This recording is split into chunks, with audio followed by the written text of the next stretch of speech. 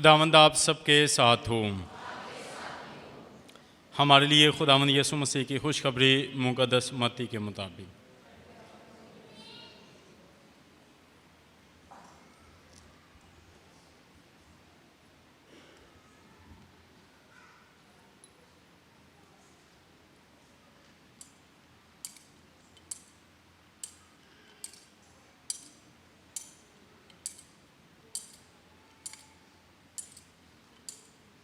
पाँचवें बाब की पहली आयत से सुनते हैं। और यीशु हजूम को देखकर पहाड़ पर चढ़ गया, और जब बैठ गया उसके शागिर्द उसके पास आए। वो अपना मुंह खोलकर उन्हें सिखाने लगा कि मुबारक हैं वो जो रूह के गरीब हैं, क्योंकि आसमान की बादशाही उन्हीं की है।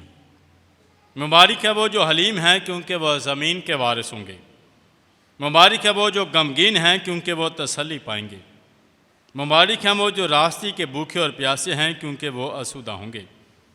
मुबारक हैं वो जो रहम दिल हैं, क्योंकि उन पर रहम किया जाएगा। मुबारक है वो जो पाक दिल हैं, क्योंकि वो खुदा को देखेंगे। मुबारक है वो जो सुलह कराते हैं, क्योंकि वो खुदा के फर्जंद कहलाएंगे। मुबारक हैं वो जो रास्ते के स्वब से सताए गए हैं, क्योंकि आसमान की बादशाही उन्हीं की है। मुबारक हो तुम जब मेरे स्वब से लोग तुम्हें लान तान करें और सताएं, और हर तरह की बुरी बातें तुम्हारी निस्बत नाहक कहें। खुश और खुशी करो, क्योंकि आसमान पर तुम्हारा अजर बड़ा है, इसलिए कि उन्होंने उन नबियों को जो तुमसे पहले थे इसी तरह सताया।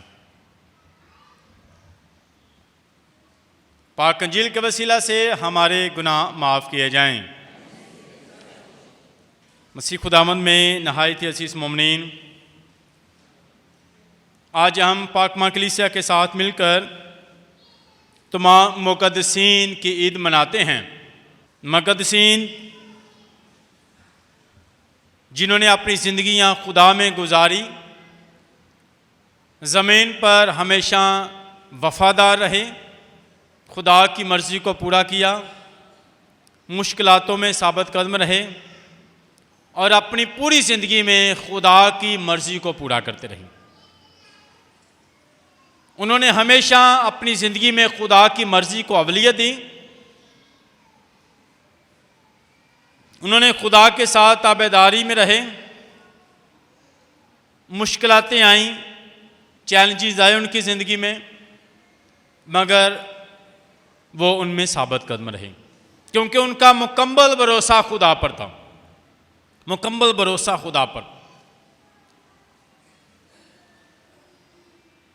अगर आप में से कोई किसी मुक़द्दस का नाम जानता है, आप में से कोई जानते हैं कि कोई मुक़द्दस का नाम किसी एक का? मुक़द्दस मरकज़ और मुक़द्दस लूका, और किसी मुक़द्दस का नाम आता है? मुक़द्दस एंथनी जिसके गिरजाघर में बैठे हैं, यूजैन जानो, और मुक़द्दस Ignatius, Francis Xavier, Francis Assisi, मुक़द्दसा मरियम, मुक़द्दस यूसुफ, मुक़द्दस मदर टेरेसा। बेशुमार मुक़द्दसीन हैं जिन्होंने अपनी ज़िंदगियां खुदा की राह पर दे दी। ये भी हमारी तरह आम लोग थे, ये भी आम लोग थे। इन्होंने खुदा की आवाज़ को सुना। किसी को बुलाहट हुई कि स्कूलों के लिए काम करना है, बच्चों के लिए। किसी को बुलाहट हुई हॉस्पिटल में काम करना है बीमारों के साथ। किसी को बुलाहट हुई बुज़ुर्गों के साथ काम करना है। किसी को बुलाहट हुई पैरिश में काम करना है। किसी को बुलाहट हुई किसी दूसरी कंट्री में जाके काम करना है। तो इन्होंने अपना आप जो है पेश कर दिया। इनके अपने घर थे, मगर इन्होंने अपना घर बार सब जो है छोड़ दिया।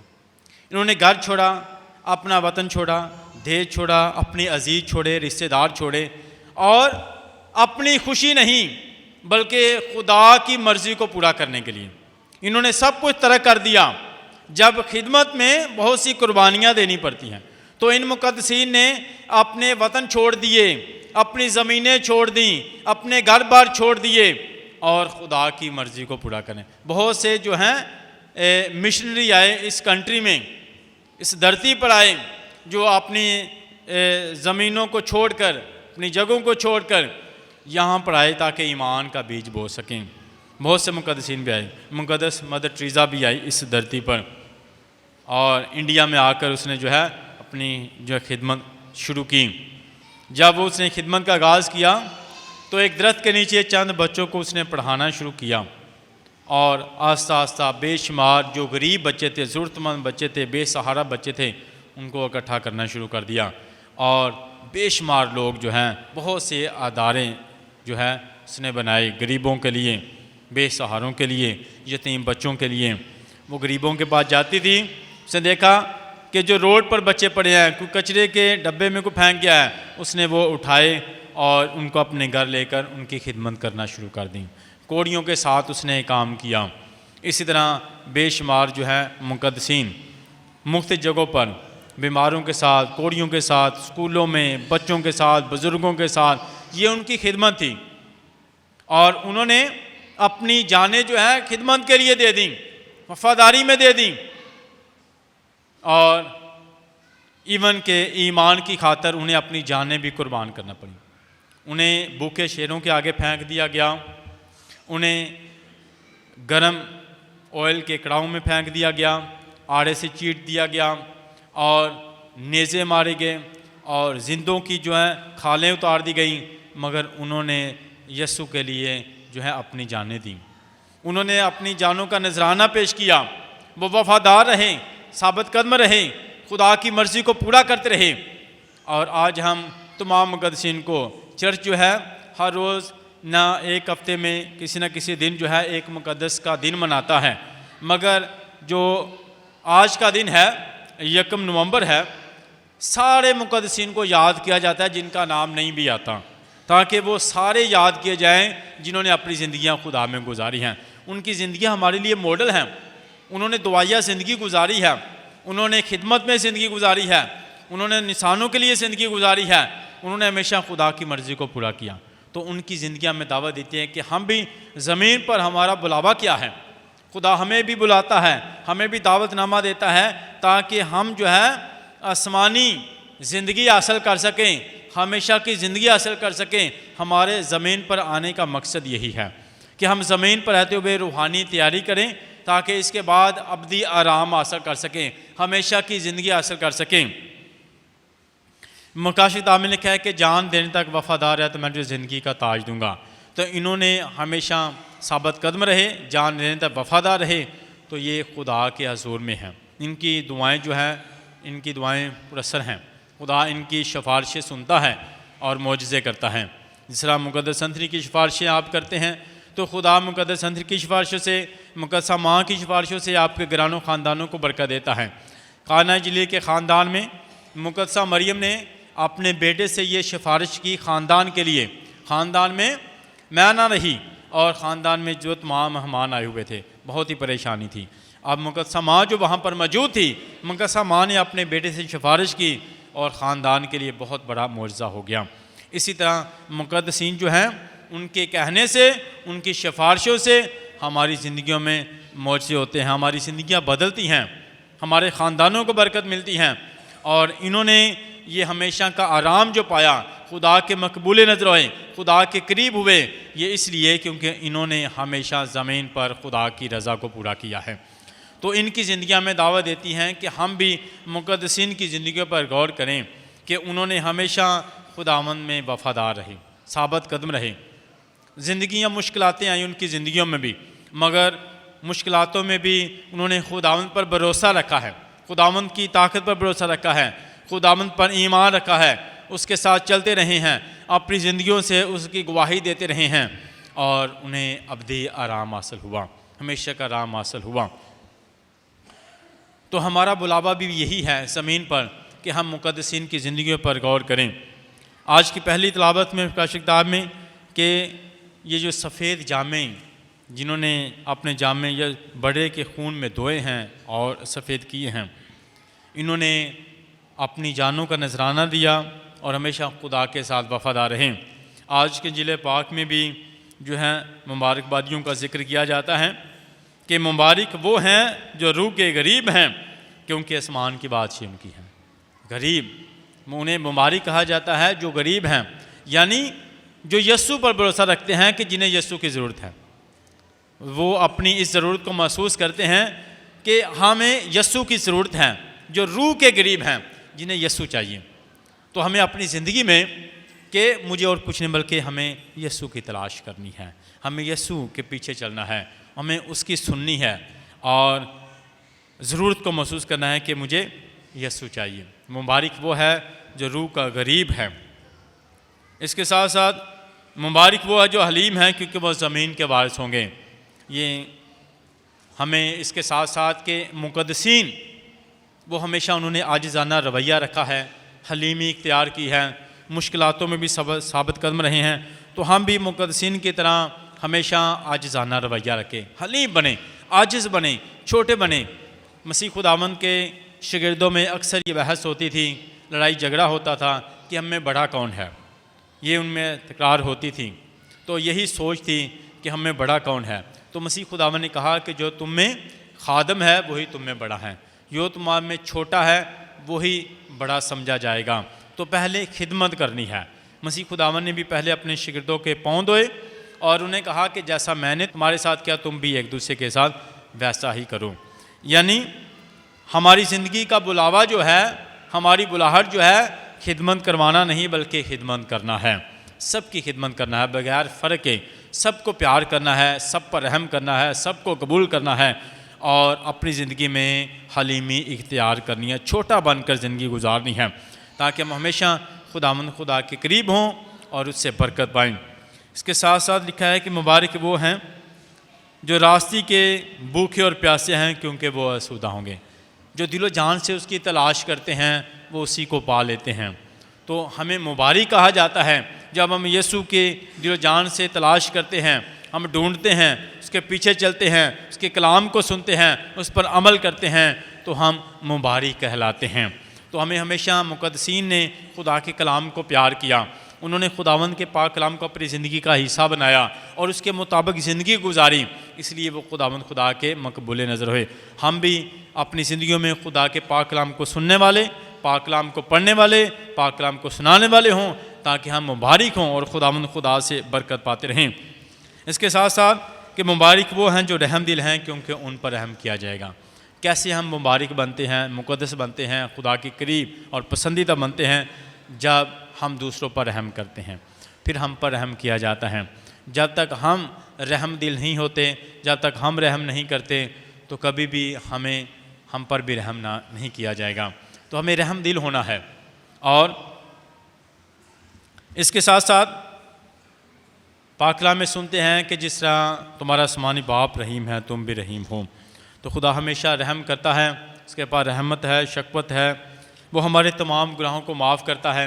जब भी हम उसके हज़ूर में आते हैं, माफ़ी मांगते हैं, तौबा करते हैं, इकरार करते हैं, तो हमारे गुनाहों का हिसाब नहीं करता, बल्कि हमारे दिल की तब्दीली को देखता है और हमें माफ़ कर देता है, हम पर रहम कर देता है, हम पर रहम कर देता है। देखता है कि ये बेटी या बेटा अब इसने तौबा की है, माफ़ी मांगी है, अपनी ज़िंदगी में अपने आप को बदला है, अपनी सोचों को, अपनी राहों को बदला है, तो खुदा उसी वक्त हम पर रहम कर देता है। जिस तरह सलीब पर डाकू ने कहा कि जब तो अपनी बादशाही में जाए तो मुझे याद रखना, तो उसने यस्सु की अलूहियत को कबूल किया, उसकी बादशाहत को कबूल किया, उसकी ताकत को कबूल किया, उस पर भरोसा रखा कि यस्सु ही है जो ज़िंदगी दे सकता है, यस्सु ही है जो माफ़ कर सकता है और यही रहम कर सकता है। जैसे ही उसने इकरार किया, उस पर रहम हो गया, उसकी ज़िंदगी बदल गई और उसे जन्नत मिली, फिरदौस मिली। जब हम भी रहम मांगते हैं, जब हम दूसरों पर रहम करते हैं, तो हमारे लिए भी रहम के दरवाज़े खुल जाते हैं। तो आइए हम ज़िंदगियों में सोचें कि मुक़द्दसीन जो हमेशा रहम दिल थे, मसीह खुदावंद जो हमेशा रहम करता है, हम भी अपनी ज़िंदगी में दूसरों पर रहम करें, ताकि हम मुबारक कहलाएँ, ताकि हम मुक़द्दसीन कहलाएँ, ताकि हम खुदा के बरगज़ीदा और पसंदीदा कहलाएँ। इसके साथ साथ मुबारक हैं वो जो पाक दिल हैं, क्योंकि वो खुदा को देखेंगे। पाक दिल जो है एक बहुत बड़ी सिफ़त है जो हमें खुदा के करीब लाती है और जिससे हम खुदा को रूबरू देखते हैं। जब हम पाक दिल होते हैं तो हम हमेशा दूसरों के लिए नेकियां करते हैं, दूसरों के लिए अच्छा सोचते हैं। अगर हमारे दिल में हमारा दिल पाक नहीं, हमारी सोच पाक नहीं है, तो फिर हम दूसरों पर कभी भी रहम नहीं करते, दूसरों का अच्छा नहीं सोचते, कभी भी नेकी नहीं करते। इसलिए मसीह खुदा ने फ़कीरों फरिश्तों से भी कहा कि अपने अंदरून को साफ़ करो, अपने अंदर को साफ़ करो, जो तुम्हारे लिए बहुत बड़ी रुकावट है। तो हमें अपने दिल को सबसे पहले पाक करना है, साफ़ रखना है। अगर हमारे दिल में दूसरों के लिए प्यार है, मोहब्बत है, चाहत है, तो हम खुदा को रूबरू देखेंगे, हम उसकी हसूरी में होंगे, हम उसके करीब होंगे। अगर हमारा दिल ही साफ़ नहीं है तो बहुत सी कामयाबियाँ रुक जाएंगी, हमारी दुआओं में असर नहीं होगा। तो हमें अपने दिल को साफ़ करना है ताकि हम खुदा से बरकत व सलामती पाएँ और उसको रूबरू देख सकें। इसी तरह कहा गया है मुबारकबादियों के मुबारक वो हैं जो सुलह कराते हैं। बाज़ औक़ात इंसान जहाँ लड़ाई झगड़ा ना हो वहाँ भी लड़ाई करवाने की कोशिश करता है, या जहाँ पर लड़ाई ख़त्म हो रही हो तो कोशिश होती है कि यहाँ पर लड़ाई ख़त्म ना ही हो, बल्कि सोचना है कि मेरा बुलावा क्या है। मेरा यीशु तो अमन का शहज़ादा है, अमन का पैगाम देता है, सुलह का पैगाम देता है, मोहब्बत का पैगाम देता है। तो मेरी ज़िंदगी का मकसद भी है सुलह कराना। अगर कहीं लड़ाई है, झगड़ा है, दो भाइयों के दरमियान में जो है तकरार है, तो मैंने उसको ख़त्म करना है, उनकी सुलह करवानी है। और सुलह कराने वाला क्या है?